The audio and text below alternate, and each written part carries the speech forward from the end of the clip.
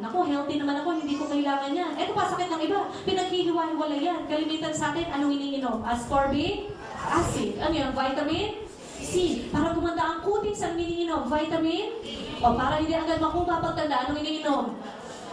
Bawal ng tatak, calcium. So, pagsabihin nyo, hiwa-hiwalay nyo pang iniinom ang vitamins sa minerals. But according to doctors, kailangan daw po, kung iinom ka ng vitamins, it should always be accompanied by a mineral. Bakit po? Kasi yan po yung tinatawag ng mga doctors na synergistic action. Ano po yun? Nagkakatulungan po ang bawat isa. At ito pa maganda dyan, meron din po yung 12-vo fruit juice blend and 12-vo vegetable juice blend. So ano po yung mga fruits natin? Meron tayong plum, cranberry, blueberry, strawberry, blackberry, bilberry, cherry, apricot, mga berries. Iwas po yan sa sakit na berry. Yeah, joke lang po. Tinitignan ko lang kung magising kayo. Katunog lang. So, ito po ang berries, maganda po yan sa mga may cancer. Okay? At ito pa, i-take note natin yung word na whole. Ibig sabihin po niyan, isinama na ang balat at buto. Bakit kailangan gawin yun? No, ito, meron tayong papaya dito. Pero pag kayo ngayon kumakain ng papaya, anong unang-una nyo tinatanggal? Buto. Pero alam niyo ba, 98% ng nutrient content ng papaya ay nasa buto. Na hindi natin kinakain. Kaya ito pa, meron din tayong orange. Pag kayo ini-chop mo ng orange, bago nyo kainin yun, anong unang-una nyo ginagawa? Kanya-kanya kayong sagot, mali pong lahat yun. Sasaluhin mo muna. Ha? Kasi ini-chop mo nga po eh. Pagkatapos saluhin, saka lang, babalatan. Pagkatapos balatan, anong ginagawa natin sa balat? Itinatapon. Pero alam niyo ba, 98% po ulit ng nutrient content ng orange ay nasa balat at nasa puto. Na hindi na naman natin kinakain. Kaya ito pa, meron din tayong grapes. Pag kayo bumibili ng grapes, anong madalas yung binibili? With seed or seedless? Seedless. Para kain lang ng kain. Pero alam niyo po ba, 98% ulit ng nutrient content ng grapes ay nasa buto. Na hindi na naman natin kinakain. O baka mamaya sabihin nyo, nasa buto na lang ba lahat? Hindi naman po. Kasi ito wala na itong buto. Pineapple. Pero pag kayo kumain ng pineapple, anong unang-una nyo tinatanggal? Yung mata at yung corona. Pero alam niyo po ba, 95% ng enzyme content ng pineapple ay nasa mata. Na hindi na naman natin kinakain. Kaya ba nagbubulong na, di pala kakainin na pala natin yan. Kasi sige, subukan mo, nang lumaki labi mo. Sa talas. And what else? Meron din po tayong 12-vo vegetables. Meron tayong parsley, kale, spinach, wheatgrass, Brussels, asparagus, broccoli, cauliflower, beet, carrot, cabbage, and garlic. In short, pag uminom po kayo ng C24/7, para na rin kayong nakapag-ulam ng chop suey, di ba? Di social ka ngayon. Pero eto, hindi ko na po yung isa-isahin yan. Dito na lang po ako magfo-focus sa garlic. Ang garlic, iyan po ay kilala na napakaganda saan? Sa aswang nga naman, ha? May point si ate doon. Hindi, joke lang. So, ito, makinig. Ang garlic po, kilala po yan as natural antibiotic. Okay? So, instead na uminom ka ng mga synthetic na mga antibiotics, eh yan, kumain ka na lang ng kumain ng garlic. All natural pa. Yun nga lang, matindi ang side effect ng garlic. Anong side effect ng garlic? Ay, grabe, ang baho ng hininga mo. Pero kung kayo ngayon ang papipiliin ko, sige, mamili po kayo. Ano po bang gusto niyong side effect? Mabahong hininga o yung wala ng hininga?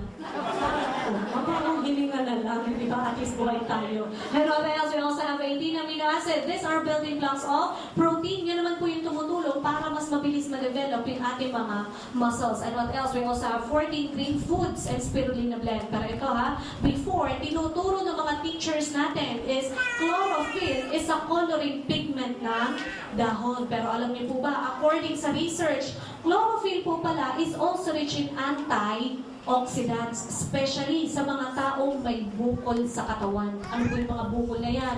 Yung mga myoma, cyst, goiter, cancer. Yan, kailangan pakainin niyo po sila ng mga green leafy vegetables. Makakatulong po yan sa kanila. Plus, ito pa, sinamahan pa tayo ng spirulina. Ang spirulina po, ine-endorse na po ito ng World Health Organization. Eh, ito po yung ipinapainom ng NASA sa mga astronauts. Kaya nga pasalin niyo, ang mga astronauts, pagbalik dito, patay buhay.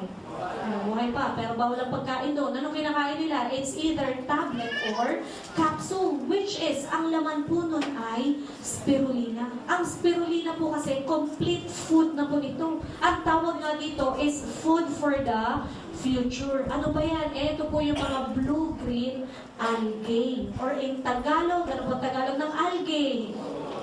Lumot. O kaya lang, baka masyado kayo ma-excite, ha? Uy, sabi ng speaker, healthy daw ang lumot. Aba, tama-tama. Maraming lumot yan sa kubeta. Makakalat, manilaga. Naku, patay tayo dyan. Hindi po iyon yun, ha? Nililinaw ko. Ang lumot na sinasabi ko, iyan po ay makikita under the sea. Okay? Yung kinakaya ng mga fishes. And what else? We also have 12 mushrooms. Alam na po yan. Meron tayong cordyceps, reishi, shiitake, hiratake, maitake, yayamo po shiitake, pag-iwas, atake.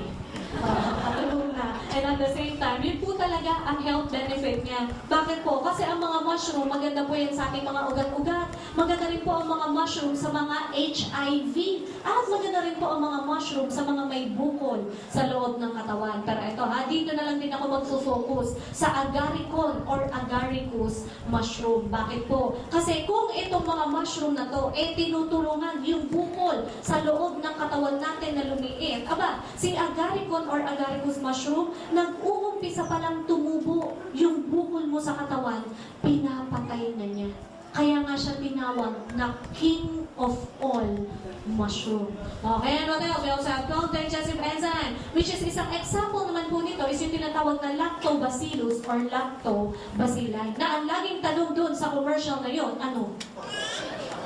Kaya kayo ngayon ang tatanungin ko. Okay, Gabatyan. Parang lilima lang yung narinig kong nag-okay. Patay tayo dyan.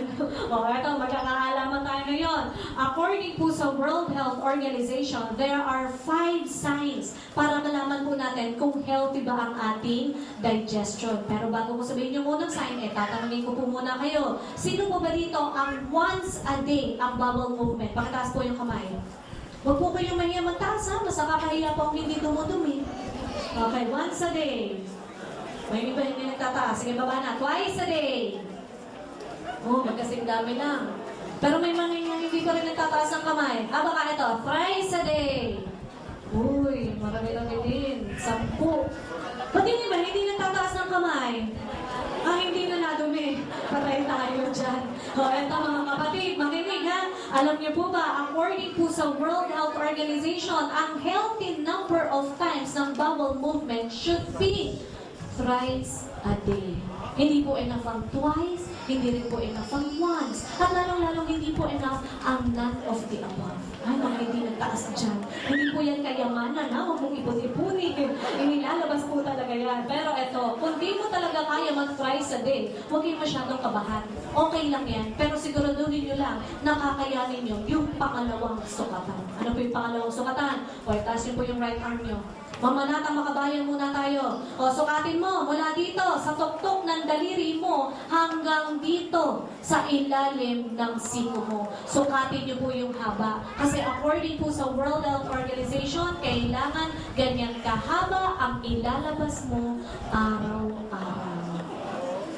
Wala po ko sinasabing ganyang kalaki, ha? Kasi yung iba nakikita ko, alalaki ng braso. Cesarean, nakaabutin nyo dyan, ha? Lilinawin ko, ang pinag-uusapan po natin ay haba. Kaya kung once a day ka, okay lang yan. Siguro din mo lang na ganyan kahaba ang ilalabas mo araw-araw. Pero wala po ko sinabing isang labasan lang yan, ha? Pwede po yung putol-putulin. Konting galaw lang, mapuputol yan. Pero ang kailangan nyo lang gawin, pagkatapos mong gawin yun, pagdikit-dikitin mo. Tignan mo kung kumota ka na. Pag kumota ka, magdiwok ka talaga. Bakit? Congratulations. Healthy ka. Pangatlong sukatan. Yung pong unang gawin dito sa thumb nyo, imit nyo po sa inyong middle finger. Yan naman po ay ang diameter ng inyong large intestine. Meaning, kung yan ang diameter ng large intestine mo, di dapat yan din po ang diameter ng iyong letter T. Ano po yung letter T nyo? Kala ko social kayo, tayo. Toxin po yan, ha? Para medyo social ng konti. Okay? So, eto mga kapatid, makinig. Kung ito po dapat ang diameter ng letter T mo, at ito lang ang nailalabas mo, naku, matakot ka na. Isa lang ibig sabihin yan, may mga naligid na dyan at nanigas na sa gilid-gilid ng large intestine mo. Ito po ha, pakinggan niyo po ito sasabihin ko, kung ang ating ugat ay nababarahan, ang large intestine, nababarahan din po yan. At isa po yan sa pinakadelikadong cancer. Ano po yun? Cancer. So, yung pang-apat at pang-limang sign, assignment nyo na lang yan, ha? Na may malumaki sa bahay.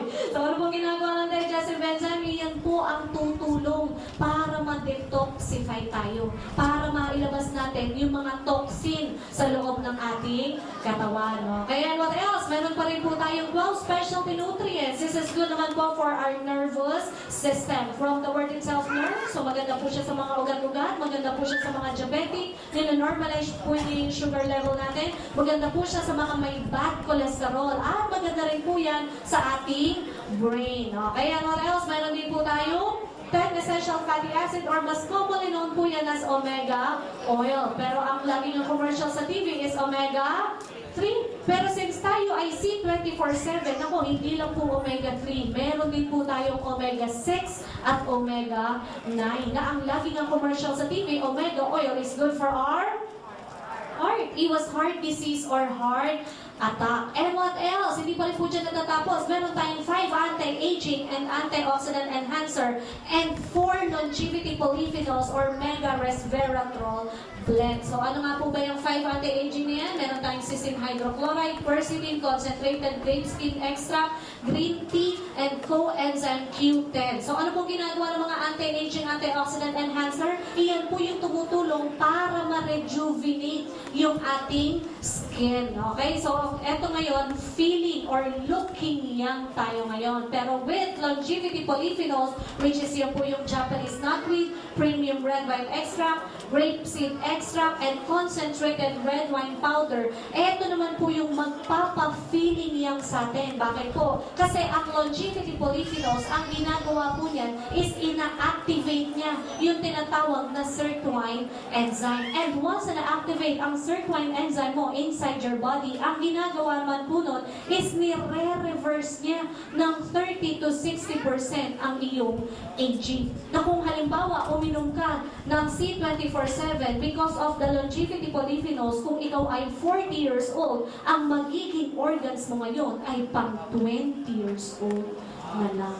Eh kung halimbawa 20 years old ka ngayon, kaya minom ka talaga ng C24/7. O because of longevity polyphenols, ang magiging edad mo na lang, magiging fetus ka na. Hindi, joke lang po yun. Pero anong point doon? Sino ba ang mas sakitin? Bata, matanda?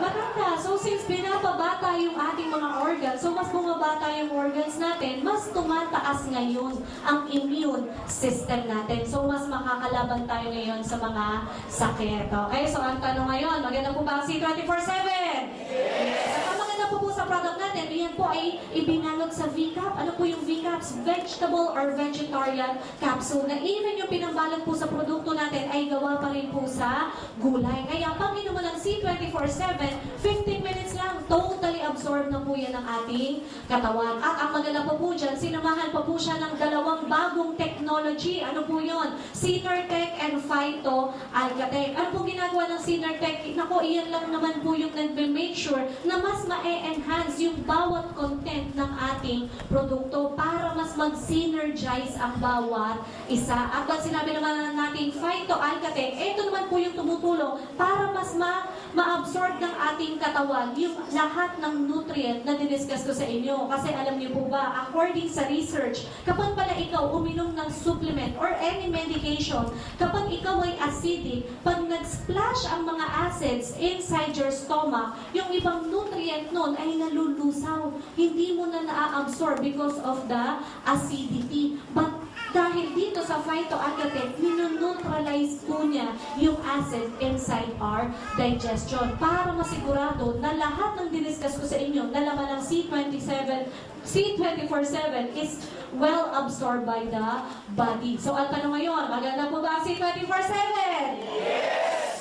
kaya lang po, eto may konting warning lang po ha. Ang C24/7, hindi po yan pwede sa mga pregnant women at sa mga lactating mothers because of its resveratrol content. Pero ang good news naman dyan, ang C24/7 po ay ibinigay sa atin ng Nature's Way, yung exclusivity ng distribution dito sa Pilipinas and even US territory. At eto pa, hindi lang po US territory, even Europe territory, tayo lang po ang pwedeng mag-market ng C24/7. Maganda po ba yun?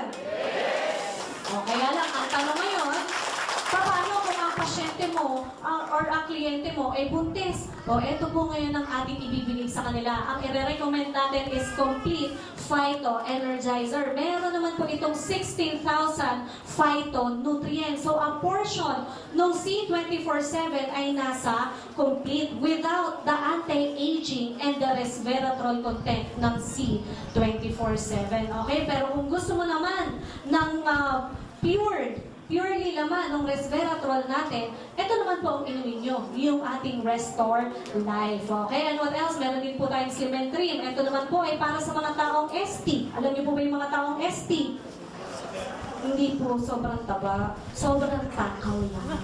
Sobrang takaw. Bakit po yan para sa mga sobrang takaw? Kasi meron yung glucomannan hydrogorgonite. Ang ginagawa po kasi ng glucomannan hydrogorgonite is appetite suppressant. Yung po ang pagkakaiba natin sa ibang pagpapayat. Yung iba kasi pagpapayat is more on fat burner ang laman. So it's more on detoxification. Dudumi ka ng dudumi. But ang glucomannan hydrogorgonite po, ang ginagawa po niyan is kinokontrol niya yung gana mo sa pagkain. Nawawala or nababawasan ang gana sa pagkain. Okay, and what else? Meron din po tayong colidus. Ito naman po is fish oil. Specifically, omega-3, which is sabi ko nga kanina, it's good for the heart. Pero ito, additional lang po ha, ang omega-3, maganda rin po yan sa ating brain. So maganda rin po ito sa mga pregnant women para yung brain development ng baby mas maganda. At maganda rin po ito, itong colidus ito sa mga may joint problems. Ano yung joint problems? It's either arthritis or rheuma. And what else?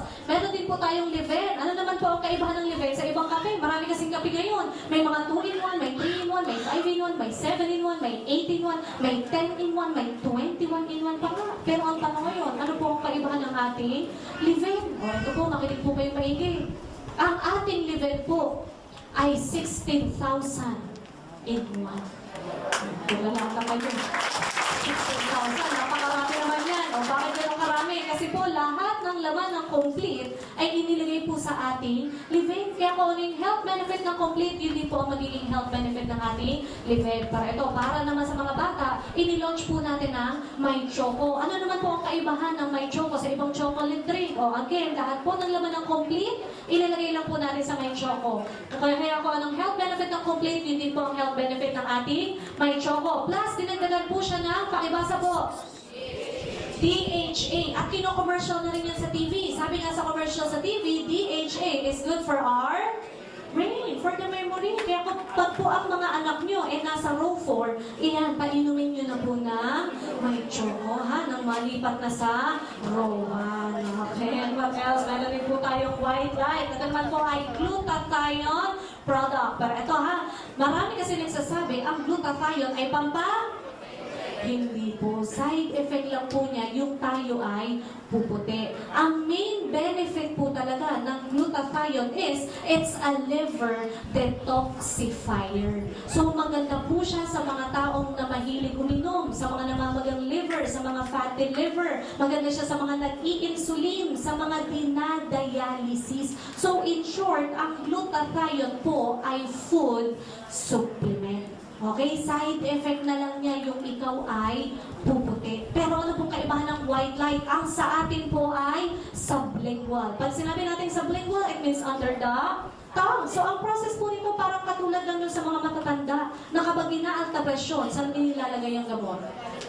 Ilalagay nila. Pansinin nyo, ilang minuto lang bumababa na yung mga presyon nila. O, ganoon din po ang effect ng white light. Ang white light po, liquid po yan. Isi-spray mo lang yan sa ilalim ng dila mo. Pagka-spray mo, ay grabe, ilang minuto lang ang puti na. Maputi na ang ilalim ng bilang mo. Bakit? Kasi kulay puti po yan, ha?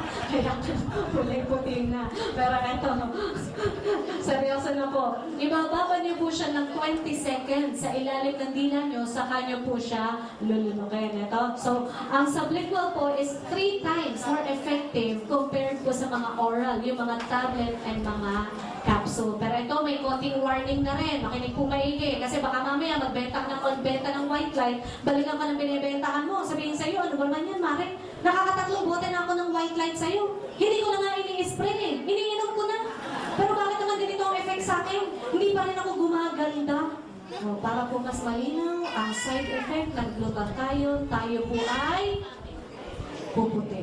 Pero kung ano pong itsura natin, yun na yun. Hindi mo yung magbabago sa white light. Pero kung gusto mo talagang gumanda, huwag yung white light. Dagdagan mo na lang perfect white. Bakit? Kasi may cysteine peptide yan. Ang ginagawa naman po ng cysteine peptide is Botox effect. Binabanat niya ang mga wrinkles natin. Kaya ang main benefit niyan, it will make you look 10 to 20 years younger on continuous usage. Parang katulad nito. Ito si ate, nakaputi. Ilan taon ka na ba ate? 26. Walang discount yan, ha? O, sige ate. So, kung 26 ka ngayon, at uminom ka ng perfect white, congratulations ate, magiging 6 years old. Joke lang yun. Peace tayo. Joke lang yun, ha? Baka mamaya, itayin nyo nga bumaba ang mga edad nyo. Ang ginagawa po ng perfect white, kumbaga, ibinabalik niya yung ating youthful skin. Okay? So, yan po lahat ang produkto ng AIM Global. Ang tanong, maganda po ba ang ating mga products? Okay lang ba? Pag i-share natin yan sa ating mga kakilala, babayaran tayo ng AIM Global. Pero ito ha, alam niyo ba? Bakit ganon? Kasi alam mo, ang maganda po dito sa negosyo natin, ang gagawin mo lang is gagamit ka lang. Tapos i-share mo lang sa mga kakilala mo, babayaran ka na ng AIM Global. Bakit ganon? Kasi ito po yung klase ng negosyo na user ka na, pusher ka pa. Tunog, addict, no? Pero alam niyo, nakaka-addict talaga ang negosyo na ito. Bakit hindi ka naman mga-addict? Ito po ang klase ng negosyo na puro chika lang. Ang bukas, pa-cheke ka na. O, gusto niyo ba mangyari sa inyo yun? Pagdating talaga sa pera, buhay na buhay kayo. Pero ito, since negosyo na po pag-uusapan natin, mas maganda yung isang business partner ko na lang ang mag-discuss ng negosyo. Bakit? Kasi kung ako po, nakuha ko po yung kotse ko dito, doing the business 1 year, doing the business full-time, itong taon to, mas matindi. Nakuha po niya yung kanyang first brand new car, doing the business 9 months, at doing the business part-time. After office hours lang, pero mas mabilis na naging resulta niya. At eto, sabi nga niya sa akin nung nabili niya yung kanyang first brand new car na Mazda 3, siya po ay nabaliw. Pero alam niyo ba, this time, nung nabili niya yung kanyang second brand new car na Montero Sport, hindi lang po siya baliw. Siya po ay nabuan na. Kaya, wala nang lunas. Kaya mas maganda kung siya na lang ang mag-discuss sa atin paano nga ba tayo kikita. Pero ito, bago ko po siya tawagin, may konting requirement lang po ang ating company, ha? Pero wag po kayo mag-alala, hindi po namin tatanungin kung ano natapos mo or kung anong estado mo sa buhay. Dalawa lang po ang requirement ng AIM Global. Una, dapat meron kang good learning attitude. So, ang tanong ngayon, may good learning attitude po ba tayo? Pangalawang requirement, kailangan meron tayong good listening attitude. So, ang tanong, may good listening attitude po ba tayo? Parang humina na ng humina ang mga sagot nyo. Pati kayo, nagdududa na. Actually, wala po akong duda sa unang yes nyo kasi very attentive. Nasasagot nyo naman yung mga tanong ko. Kaya lang doon sa pangalawang yes nyo, doon din po ako nagdududa. Yung iba nga hindi na sumagot, nagdududa na rin. Kaya yun na lang po muna yung i-check ko, okay? So, since negosyo na po pag-uusapan natin, lahat po muna kayong mag-peso sign. Yan, follow my instruction. Sundin niyo po lahat ng sasabihin ko. Ang hindi sumunod, may putok. Kaya itaas mo yan. Okay? So, listen po maigi. Lahat ng inyong daliri na naka-peso sign, ilagay niyo po sa inyong chin. Chin. Ito po ang chin nyo. Chin po yan. Patay tayo dyan. O, sinisisi pa ako ng iba. question ko, ang sabi ko, sundin nyo ang sasabihin ko. Ano sinunod nyo? Yung sinabi ko, yung ginawa ko. In English ko pa, para sa mga hindi makaintindi ng Tagalog. Ano sabi ko? Listen, listen. Ano po bang ginagamit sa pagkikinig? Matatena. Anong ginamit nyo? Paano yan? Bagsak kayo. Tapos na pala ang seminar.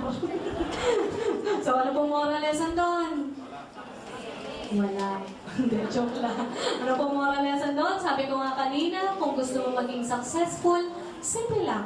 Kailangan lang dumikit ka at makinig ka sa mga taong successful din. Marami kasi sa atin hindi umaasenso. Bakit? Kasi punong-punong-puno ng pride.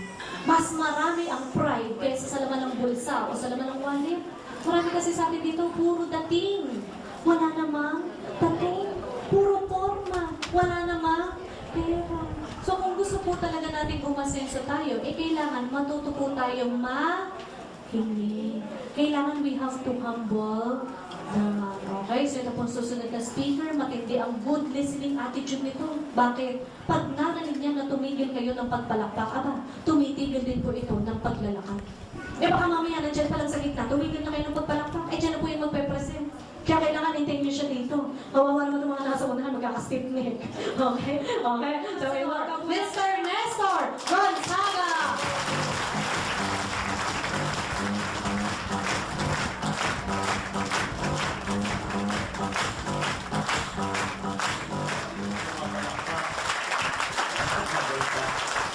Ay, alam niyo po ba, pag palakpak, pwede malamnan ng bulsa niyo?